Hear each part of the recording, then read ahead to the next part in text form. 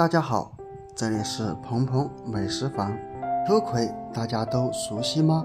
又被称为毛茄、黄薯葵，是我们很常见的一种蔬菜，具有丰富的营养价值和多种功效，其中含有维生素 C、维生素 A、维生素 K 等等。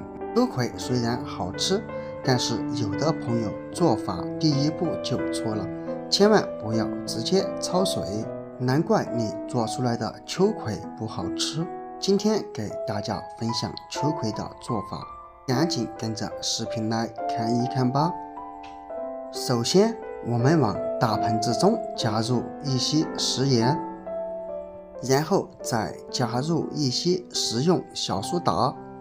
接下来往盆中加入水，这里我们尽量加水量多一些，加入2勺左右的清水就可以了。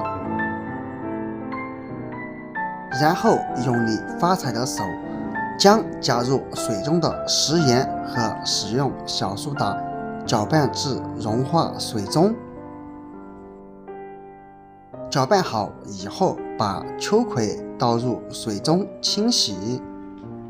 因为现在的蔬菜从小就会打有许多的农药，而食用小苏打可以有效的清除农药残留，食盐也具有杀毒消菌的作用。虽然秋葵营养价值极高，但是在食用之前也要将它清洗干净。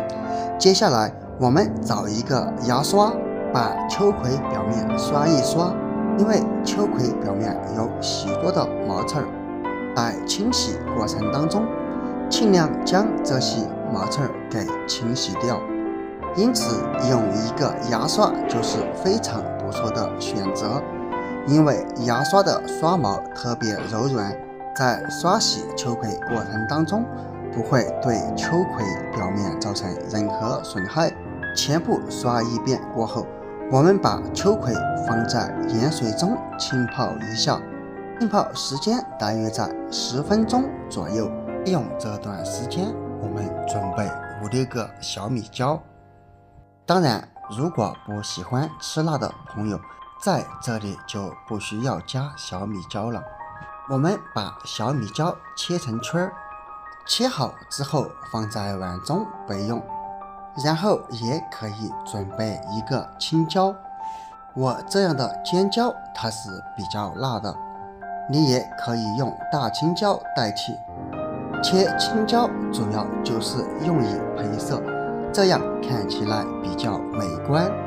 切好之后放在碗中备用。然后准备一小把香葱，把香葱从中间切断，1分为2，然后我们再将它2分为4，最后我们把它切成葱段，大约在0.8到1厘米左右的长度。这里我们不需要将它切成葱花，切好之后放在碗中备用。最后再准备适量的大蒜，喜欢蒜味的朋友可以多备一些。我们把大蒜给它切成块，然后再把它剁一剁，每一个都切成这样的小碎块即可，这样可以让大蒜中的味道释放得更加充分。将所有的大蒜切好以后放在碗中备用。接下来再准备几粒花椒放在碗中备用。所有香料已经准备好了，我们再用另一个碗放入2勺食盐，再加入适量的鸡精用作调鲜，不喜欢鸡精可以不放。再倒入一些蚝油，可以增加其层次感和香味，当然量不要太多。再往里面加入适量的味精，然后再加入适量的香油，这样调料里面的香味会更加的浓郁。再加入少许的生抽，大约2勺左右。最后加入一勺红薯淀粉，用勺子均匀的搅拌。搅拌过程中，我们可以用勺子底部按一按，因为这个红薯淀粉是我们自制的，因此没有买来的那么细，所以我们需要用勺子将那种大颗粒给它碾碎。接下来再倒入适量的纯净水，将所有的调料给稀释一下，用勺子搅拌均匀过后放在一旁备用。然后秋葵已经浸泡好了，接下来我们把秋葵捞出，再把秋葵放入流水底下清洗2到3遍。洗好之后，我们再将水倒掉。现在可以看见秋葵已经清洗到非常干净了。那么接下来我们需要把秋葵的底部给它切掉，因为底部它不仅会影响口感，而且上面的毛刺也相对坚硬，因此我们需要将它切掉。把所有的秋葵蒂削好之后，我们坐等锅里面的水烧开。水烧开以后，放入蒸格。接下来把处理好的秋葵倒入蒸格当中。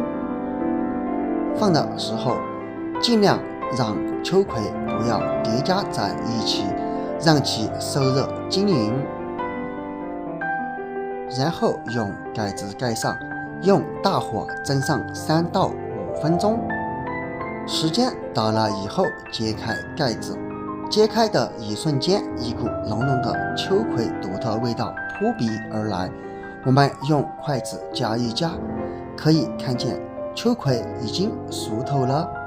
这时候我们端下蒸格，把它取下来放在一旁凉一会儿。最后咱们戴上一次性手套，然后拿起秋葵，我们这里只需要将秋葵的顶部微微一用力，就可以将它撕开。